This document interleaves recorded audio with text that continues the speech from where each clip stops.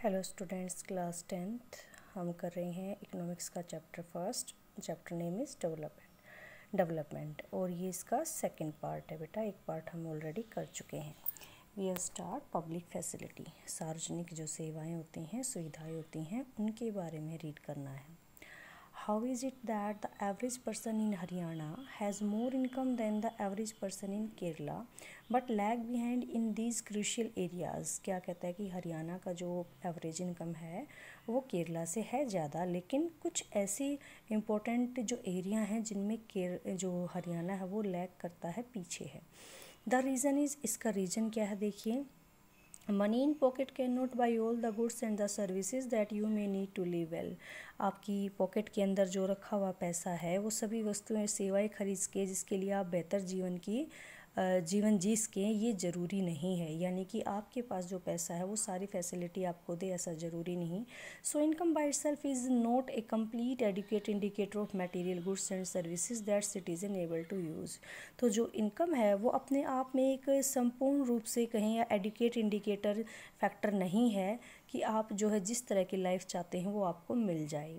For example, normally your money can not by U A pollution free environment. अगर आपके पास बहुत पैसा है तब भी आप अगर ऐसी लोकेलिटी में रह रहे हैं जहाँ बहुत पोल्यूशन है तो आप उसको नहीं खरीद सकते।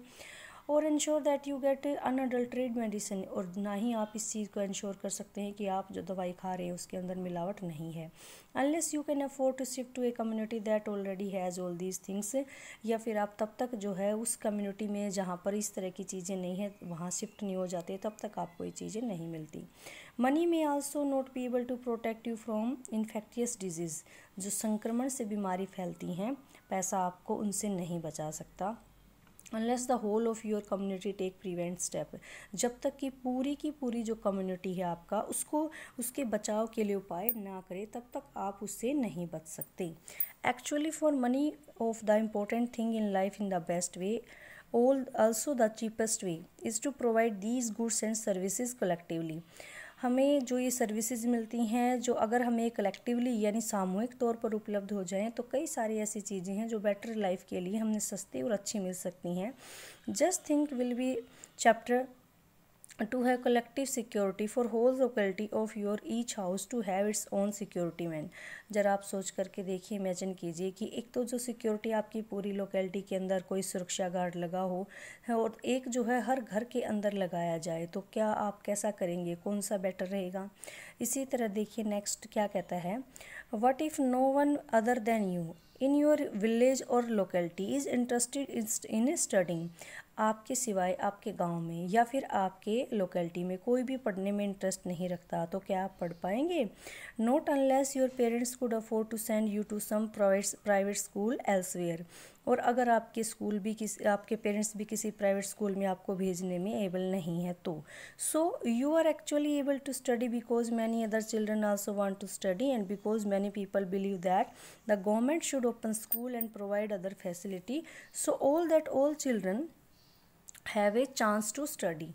तो अब जो अगर आप पढ़ाई करते हो तो इसलिए कि आपके जैसे बहुत सारे बच्चे पढ़ना चाहते हैं और बहुत सारे लोग इस बात में बिलीव करते हैं कि सरकार को इस तरह की सुविधाएं जो है अपने सिटीजन को देनी चाहिए, स्कूल खोलने चाहिए जिससे कि ज़्यादा से ज़्यादा बच्चों को पढ़ने का मौका मिले। इसके बावजूद भी हमारा पर्टिकुलरली अगर हम गर्ल्स के बारे में देखते हैं तो उन्हें जो है सेकेंडरी लेवल की स्कूलिंग जो है नहीं उनको मिल पाती है, क्योंकि या तो गवर्नमेंट जो है प्रोवाइड इस तरह की फैसिलिटी लोकेलिटी या सोसाइटी जो है इस तरह की फैसिलिटी हमें प्रोवाइड नहीं करवाती है कि उनकी सेकेंडरी की एजुकेशन पूरी हो पाए। यानी होती भी है तो काफ़ी कम की होती है, सभी की नहीं हो पाती है।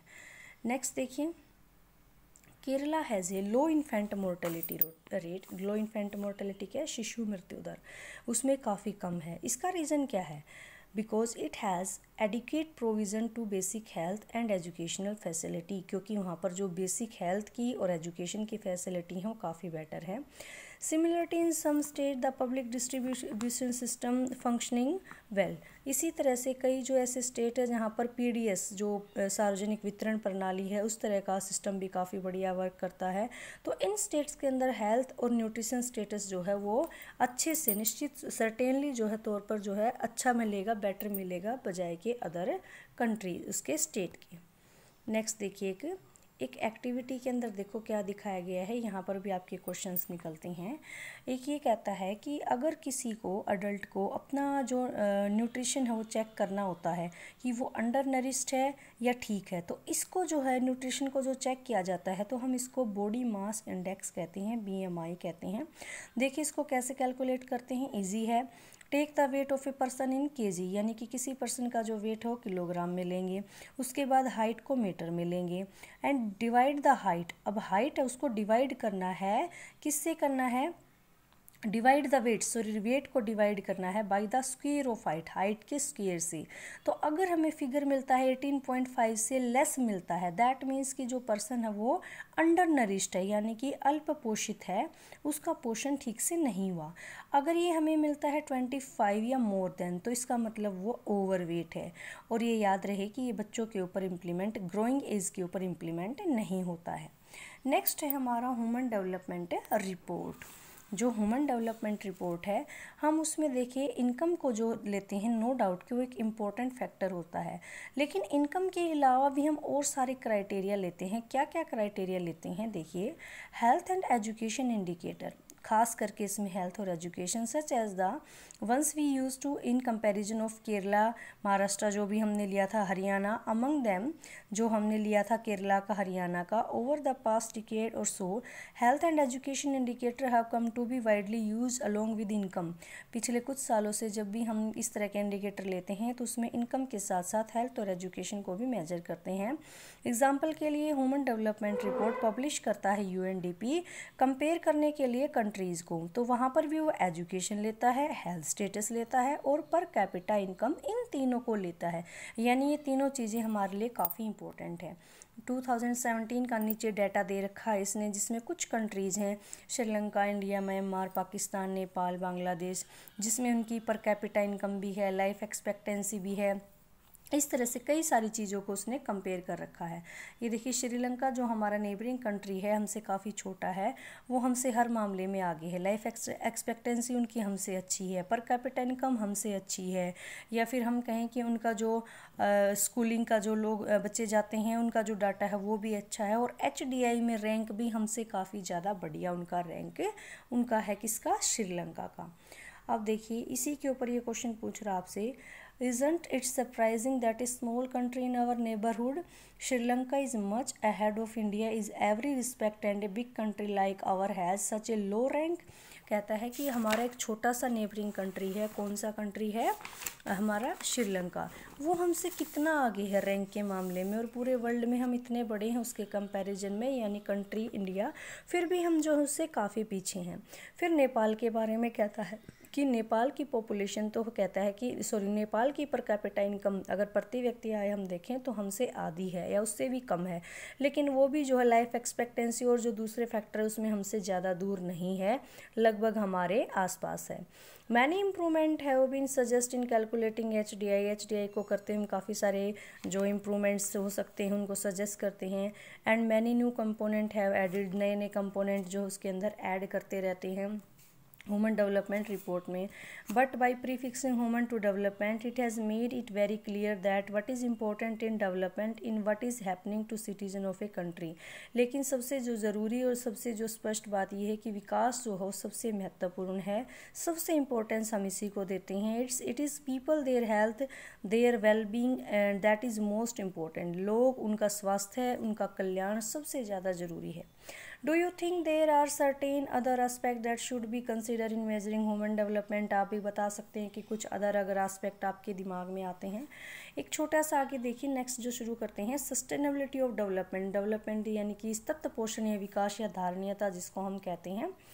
We have not inherited the world from our forefather, we have borrowed it from our children. क्या कहता है, हमने जो विश्व है वो अपने पूर्वजों से उत्तराधिकार में यानी विरासत में प्राप्त नहीं किया है। हमारे विषयों को अपने पूर्वजों से विरासत में प्राप्त नहीं किया, मिला नहीं है, हमने इसे अपने बच्चों से उधार लिया है। एक ये डेफिनेशन के साथ करता है कि जब भी हम रिसोर्सेज का यूज करते हैं तो हमें जो है आने वाली पीढ़ी के बारे में सोचना चाहिए कि हाँ, अगर हम किस तरह से यूज करें कि उनके लिए भी बचा कर रख पाएँ। अगर हमारे पूर्वजों ने भी इस तरह से यूज़ किया होता कि हमारे लिए कुछ भी नहीं रहता, तो फिर हमें क्या मिलता, कुछ भी नहीं मिलता। देखिए, suppose for the present that is a particular country is quite developed, भाई बहुत डेवलप्ड है कोई country, we would certainly like this level of development to go further. तो हम क्या चाहेंगे कि हम निश्चित तौर पर चाहेंगे कि विकास का जो डेवलपमेंट का लेवल है आगे जाए, या एटलीस्ट कम से कम इसी के ऊपर मेंशन यानी कि इसी के ऊपर मेंटेन रहे, फ्यूचर के अंदर जनरेशन जो आए तो कम से कम उसको ये लेवल तो मिले। दिस इज़ ऑब्वियस डिज़ायरेबल, और यह ठीक भी है। However since the second half of the 20th century के सेकेंड हाफ के बाद बहुत सारे हमारे साइंटिस्ट हमें वार्निंग दे रहे हैं और हमें बता रहे हैं कि जो डेवलपमेंट का जो ये अभी प्रेजेंट जो टाइप है, लेवल है, ये भी जो है सस्टेनेबल नहीं है, ये भी लंबे समय तक बनाए रखने योग्य नहीं है। एक इसका एग्जांपल लेते हैं ग्राउंड वाटर का। जो ग्राउंड वाटर लेवल है इंडिया के अंदर, देखिए पिछले कुछ सालों से ही जो हमें रिजल्ट मिले हम उनको देखते हैं। इन शॉर्ट देखिए, कहता है कि 300 डिस्ट्रिक्ट के अंदर एक जो डाटा कलेक्ट किया गया उसमें कहता है कि 300 डिस्ट्रिक्ट से हमें मिला है कि पिछले 20 सालों से, पिछले 20 ईयर से जो पानी का जो लेवल है वो 4 मीटर से भी ज़्यादा नीचे चला गया है। और जो 1/3 जो कंट्री है हम इसका ओवर यूज़ कर रहे हैं ग्राउंड वाटर का, तो आने वाले जो 25 ईयर उसमें 60% हम इसका बहुत ज़्यादा ओवर यूज़ कर चुके होंगे। यानी कि हम जो है इसका इरिगेशन में कहें या फिर खास करके कुछ जो एरिया के नाम इसने लिए हैं, पंजाब, वेस्टर्न यूपी, प्लेटू एरिया है, साउथ इंडिया है, हमने इनका जो है बहुत ज़्यादा यूज कर लिया है, जिससे कि ग्राउंड लेवल वाटर जो है बहुत नीचे चला गया है। तो नेक्स्ट क्या कहता है, देखिए कि ग्राउंड वाटर वैसे तो कहने को रिन्यूएबल रिसोर्स है, भाई रिन्यूएबल है, अपने आप हो जाता है। These resource are replaced by nature, भाई इसकी जो पुनः पूर्ति होगी यानी कि दोबारा इसके अंदर पानी अपने आप जाता है और नेचर के थ्रू चला जाता है, as in case of crop and plant. However even these resource may be over use, लेकिन हम इनका जब ओवर यूज कर लेते हैं, जैसे for example in the case of ground water, अगर हम ग्राउंड वाटर की बात करते हैं, if you use more than what is being replaced by rain, then we would be overusing this resource। अगर हम इसका इतना यूज कर लेते हैं कि बारिश के पानी से जो इसका रिप्लेस यानी कि दोबारा से इसके अंदर जो पानी जाता है उससे भी ज़्यादा अगर हम इसका यूज़ कर लेते हो तो हम इसका ओवर यूज़ कर रहे हैं।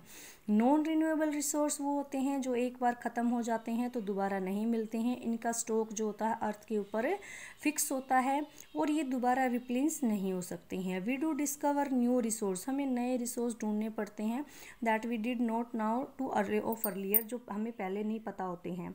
New resource in this we add to the stock, तो नए जो रिसोर्स होते हैं स्टॉक में यानी भंडार में शामिल हो जाते हैं। However over time even this will get exhausted, और समय के साथ ये भी समाप्त हो जाएंगे, ख़त्म हो जाएंगे। एक इसी तरह का एग्जांपल आप ले सकते हो नेचुरल रिसोर्स का, exhaustion of natural resource, crude oil के बारे में एग्जांपल दे रखा है। नेक्स्ट देखिए, लास्ट में क्या कहता है, लास्ट में कहता है कि कॉन्सिक्वेंसेस ऑफ इन्वायरमेंटल डिग्रेडेशन, जो इन्वायरमेंटल में गिरावट आ रही है, पर्यावरण में गिरावट आ रही है, उसका क्या रिजल्ट है। वो क्या कहता है कि डू नॉट रिस्पेक्ट नेशनल और स्टेट बाउंड्रीज, जो ये गिरावट आ रही है वो किसी स्टेट या किसी नेशन के रिस्पेक्ट नहीं करता, यानी कि ख्याल नहीं करता कि इस स्टेट में पेड़ काटे गए तो हम इसी में जो है इन्वायरमेंट ख़राब होगा, नहीं, वो हर जगह फैलती है वो चीज़ें। This issue is no longer region और नेशन स्पेसिफिक, ये कोई जो हमारा जो टॉपिक है ये जो डेवलपमेंट का कहें तो ये किसी एक अकेले रीजन का, किसी क्षेत्र का या देश का नहीं है। हम सभी जो है our future is link together, हमारा भविष्य तो सभी का आपस में क्या हुआ, जुड़ा हुआ है। Sustainability of development is comparatively a new area of knowledge in which scientist, economics, philosopher and other social scientist are working together.